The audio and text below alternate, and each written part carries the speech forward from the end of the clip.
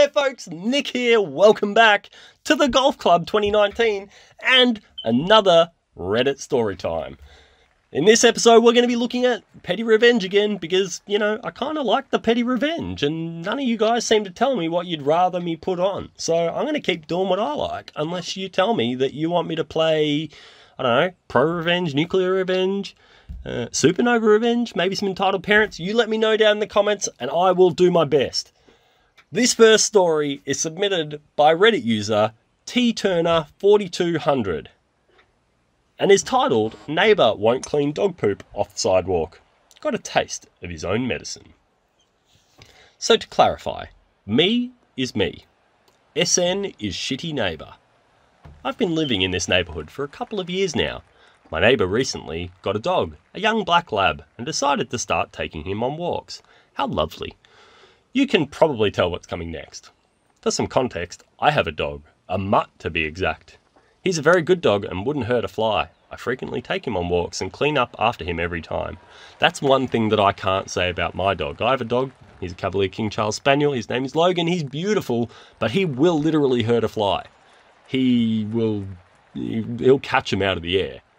He won't hurt much else, but he'll hurt a fly. I walk outside to collect the mail one morning and notice a decent-sized piece of dog shit staring at me a couple of feet away from my mailbox on the sidewalk. A little peeved, I fetch a plastic bag from my house and dispose of it. At this point, I wasn't sure who the culprit was, as there were a few neighbourhood dogs around. A couple of days later, I happened to see shitty neighbour walking his dog in front of my house. No big deal, he can walk his dog if he wants to. A few hours later, I go outside to mow the lawn and notice another turd on the sidewalk. A little annoyed, and with a pretty good confirmation on the party responsible, I finish what I'm doing and clean it up. The next week, I notice shitty neighbour walking his dog again. On the first lap around the neighbourhood, the dog lays down another turd on the sidewalk and they both keep on moving. I go outside and pretend to water my lawn when shitty neighbour comes back around. I politely remind him that it would be nice if he could pick up after his dog. His response to this was along the lines of, "It's a public sidewalk, I can do what I want, man." Annoyed, I took this as a loss, return inside and clean up the poop later. A couple of weeks later, the same thing happens and the same confrontation. This time I spoke to him before his dog did his business, and he muttered the same kind of response. A few days after that, while I was walking my dog, I hatched a plan. My dog had done his business on our walk, cleaned it up, placed it in a small plastic bag, and when I got home, emptied the contents of the bag into a small bin in my backyard. I continued this using the shit from my dog and the shit his dog left on my sidewalk. I did this for about a month before I decided I had enough in the bin. I made sure to wake up bright and early in the morning, and I picked up the bin and a shovel, walked across the street to shitty neighbour's yard and emptied the contents of the bin on his sidewalk, making sure to cause as much carnage as possible. I'm sorry that I'm laughing, but this is funny. And if you're not laughing, there's something wrong with you. If you are laughing, hit like. Later in the day, I heard banging on my door. I opened my door and not too surprisingly, shitty neighbour was standing there berating me about how ridiculous I had been and that I needed to clean his sidewalk immediately. Much to his dismay, I replied with, "It's a public sidewalk, handle it yourself." I said this with a shit-eating grin, no pun intended. He stormed off and I closed the door. Later in the week, I saw him spraying down his sidewalk with a pressure washer while out walking my dog. TLDR, a bad neighbour let his dog shit on the sidewalk. I collected dog shit and dumped it on his. That's fantastic. That's a good petty revenge story. No one got hurt. I've said this before. No one got hurt. No one got injured. No one died. No one went to jail. But the revenge was subtle. Well, I wouldn't say subtle. It was a pile of dog shit. The revenge was petty and delightful, and I enjoyed that. Alrighty, our next story from r/pettyrevenge, and this is a long one, is submitted by Reddit user Arail666, and I like the 666 in there. And it's titled, "Treat everyone like crap, even though your ass is on the line, go to jail again." A bit of background first. This will be a long one. Also, I can list a lot of details since I pretty much doubt anyone I even know even knows that Reddit exists. This happened about 6 or 7 years ago in my country, Brazil. when I was in my last year of law school.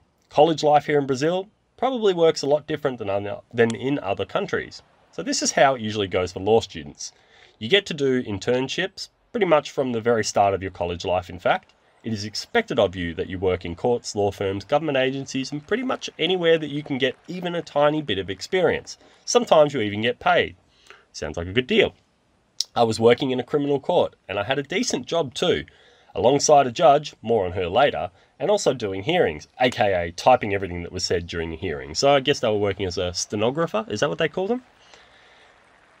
Also, here in Brazil, each city has its own jurisdiction, and each jurisdiction is then subdivided in numbers. For example, the criminal jurisdiction of my city has 12 criminal courts, or varas, as we call them here.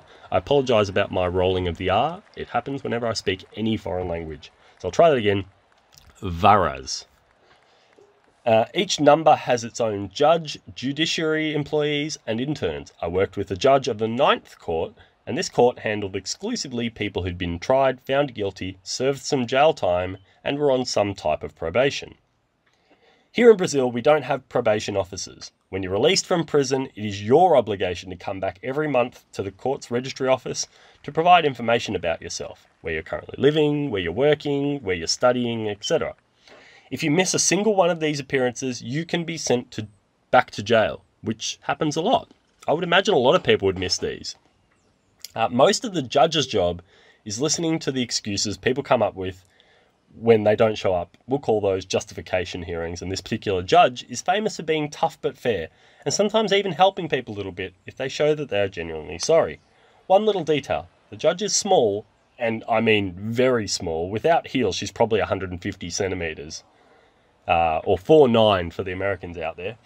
And seeing tough-looking grown-ass men crumble and cry in front of her when they realise she is not buying into their bullshit is always amazing. This is where the story finally begins. J will be the judge, me will be me, and SP will be stupid perp. We were doing the justification hearing scheduled for that day, until one guy's called and comes into the room speaking loudly, not yet screaming, that he shouldn't be there since someone in the court registry said he didn't need to show up last month. Judge asked him a few questions, why he didn't present himself, what was he doing, etc. And his response is always the same. One woman told him the last time he came that he could skip the month. He gave no reason for why. Skip the month. Here we go. One woman told him the last time he came that he could skip the month. He gave no reason for why someone would just say that to him, just that he'd been told that. I have to inform you that this sometimes does happen, but usually it's for everyone who has to present themselves, not for one single guy. So I think what he's saying here in between the mixed up sentence is that in some months they might say, look, no one come in this month. We've got, we're doing stock take or something. We're doing a flea bomb. We need to clear the place out. Maybe it's something like that. So I have to inform you that this sometimes does happen, but usually it's for everyone who has to present themselves, not just for one single person. And even if his presence was waived for whatever reason and for whatever how long, there would be a note in his file, detailing who waived the presence, why, and for how long. There was no such thing in his file. The guy was getting louder and more obnoxious by the minute, calling the people in the registry office incompetent, and that if he went to jail because of someone else's fault, someone would pay. He did get quiet when the judge threatened him to send him to jail right away, but got louder again the next minute. By this point, everyone was fed up. The judge, the MP, and me. But because of the slim possibility that someone in the registry really did screw up, it's Brazil, it happens more than we care to admit, she told me to go there with SP, with the stupid perp, and find out who it was that told him he could skip that day and why there was no information in his file. So me and the stupid perp get up and go to the next building, where the registry of the 9th court is located, and also where he was supposed to show up. As soon as we enter the room, he points to one of my colleagues, a woman, and the conversation goes something like this. Stupid perp. That one! That bitch there! Me. No need to shout. I was trying to prevent my friends in there from listening to this guy's nonsense. Are you sure that's her? Yes, I'm sure. She told me I didn't have to come this month and didn't write it in my file. I remember her because she's brown. He really said that. But it wasn't like he was being racist. I think he just grabbed the first fact about the girl and used as proof of what he'd been saying. Even so, being pointed at by someone screaming and saying the colour of your skin aloud makes anyone uncomfortable. Me, again, No need to shout. Are you really sure it's her? Yes! Okay then, let's go back. I immediately turned around and went back. As soon as we were sitting in our seats in the hearing room, the judge asked me, "So, Arail, who said he could skip this month?" Me. Well, he pointed at me who supposedly told him that, and I made sure he had the right person. The only problem is that the intern he said did it started working here 2 days ago, so there's no way she was here last month to attend him. The look on the guy's face brings a smile to my face to this day. Sadly, he didn't cry. I guess it's obvious. He went back to jail and I never saw him again since I graduated a few months later and couldn't work there anymore. That's a good story. I like that. The guy was a dick. He was acting the fool, he was lying, and he got caught out in his lie. And that's the perfect kind of revenge, when people catch themselves out in a lie. And our final story for the day comes with a bit of a bonus at the end. So this story is submitted by Reddit user, I don't know how to really do this one.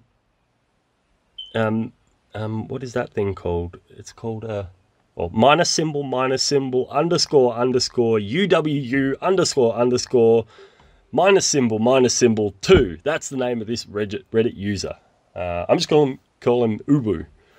And it's titled, "I published a poem about my ex in a literary magazine he'd been trying to get into for years." And it goes as follows.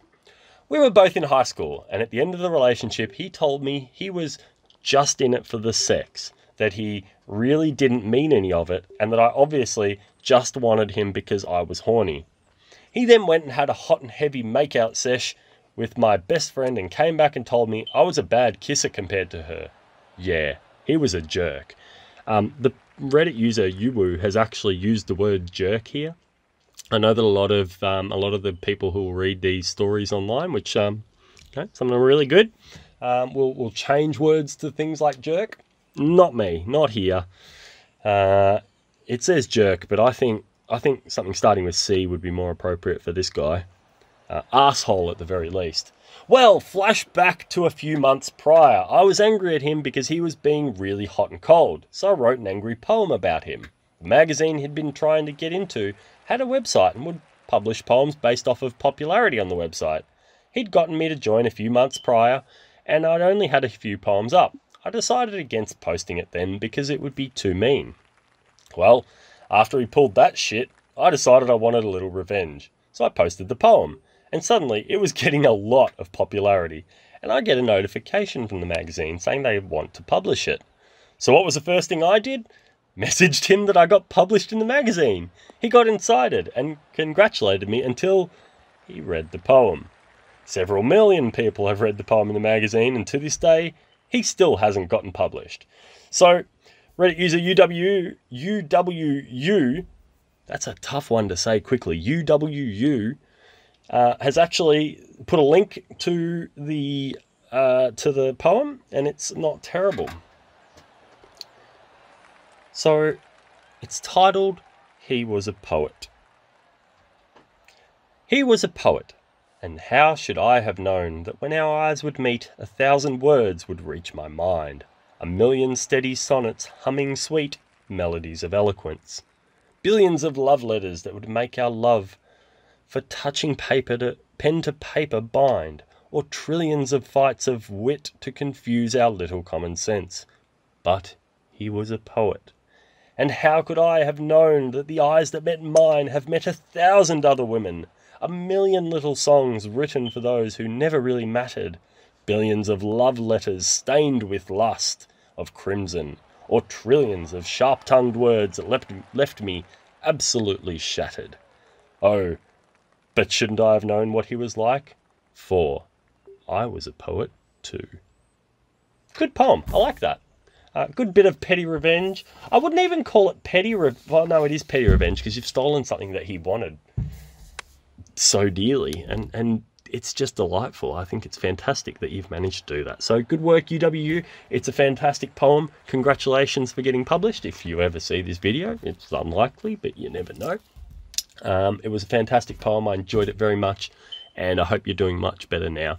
Thank you very much for watching this episode, guys, and listening along to my Reddit stories for the day. They've been a lot of fun. There's been some funny ones in there. Let me know down below in the comments which one was your favourite, and let me know if there's any other subreddits you'd like me to take a look at. I know there are lots and lots and lots and lots and lots of others, and I'm sure one of them is your favourite and you want it to be read out by me. So if you do, leave a comment down below. Smash like, smash subscribe. I will see you tomorrow. Jazz Club.